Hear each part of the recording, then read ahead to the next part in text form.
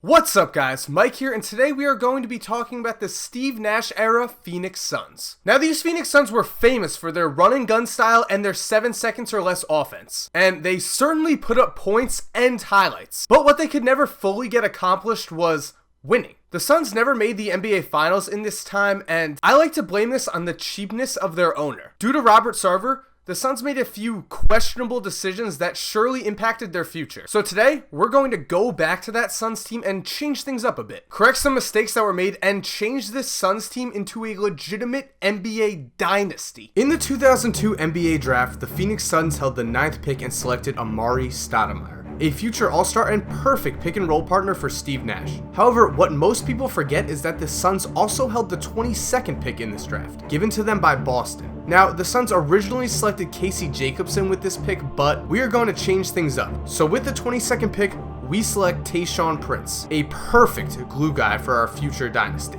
And with that, we are going to fast forward past the 2002 season to the 2003 NBA draft, as the Suns' record does not change despite the change in draft selection. The 2003 NBA draft originally saw the Suns make another mistake. Again, we're in the business of correcting mistakes, so we switch things up and select David West, another great glue guy and valuable asset. And so the 2003 season comes and goes, bringing the Suns a few extra wins in the process. Which brings us to the 2004 NBA draft. In the original draft, the Suns held the 7th pick but traded it away. This was the first instance where the cheapness of their owner, Robert Sarver, really came into play, as all the Suns received back in this deal was a future first that was going to be worse than this pick and money. Luckily for me, I now own this team, and I see the value of not trading away future assets. So we keep this pick. Due to the fact that our new Suns won a few extra games this year, we moved down to the 9th spot in the draft, and look, that's where Andre Iguodala was taken. Let's draft him. In the original 2004 offseason, the Suns signed both Steve Nash and Quinton Richardson. We of course are going to still sign Nash, as our future dynasty revolves around the revolutionary play of this future MVP. With that said, we are also not going to sign Quinton Richardson, as the Suns originally gave him $42 million that we are going to just spend elsewhere. And so, leading into the 2005 season, the Phoenix Suns already find themselves absolutely stacked. Improving on an already impressive record, the Suns win 64 games and again are matched up against the Spurs in the Western Conference Finals. Again, the Suns are overmatched. However, the future looks extremely bright in the desert. Throughout the history of the NBA draft, it is rare for teams to find value in the second round. It happens, but it's rare. With that said, the Suns did find value in the second round of the 2005 draft, taking Marcin Gortat. Of course, the original front office traded this pick to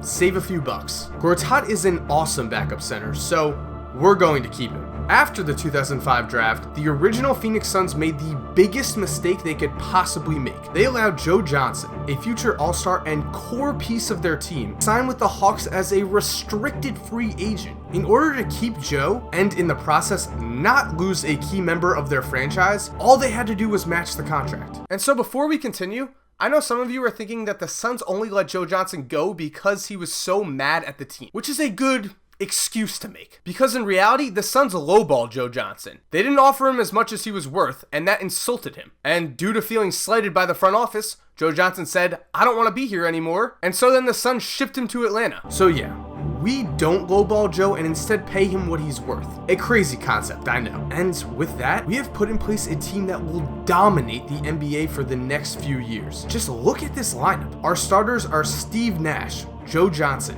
Tayshaun Prince, Shawn Marion, and Amar'e Stoudemire. Off the bench, we have Leandro Barbosa, Raja Bell, David West, and Marcin Gortat. Not only is this roster stacked, but it's also very versatile. If we want to go small, we start Shawn Marion at power forward. If we want to go big, we move Marion or Prince to the bench and start West at the 4, or even start Gortat at the 5 and move Amar'e down to the 4. This lineup is talented, flexible, and is surely a championship contender for the rest of the decade. And so there you have it. With just a few moves, the Suns would become a legitimate NBA dynasty. They would go from a team that was really fun to watch to a team that struck fear in every single NBA franchise. And I know when I've done this in the past, I've actually simulated the finals to see what would happen, but in this situation, I just don't think that's the right thing to do. Instead, just looking at their new roster and what the original Suns accomplished, I think the Suns would have a very good chance at winning the 2007 and 2010 NBA championships, and would certainly also be a strong contender in 2008 and 2009, which means the Suns could have won 2 titles under Steve Nash. Add that to his 2 MVPs, and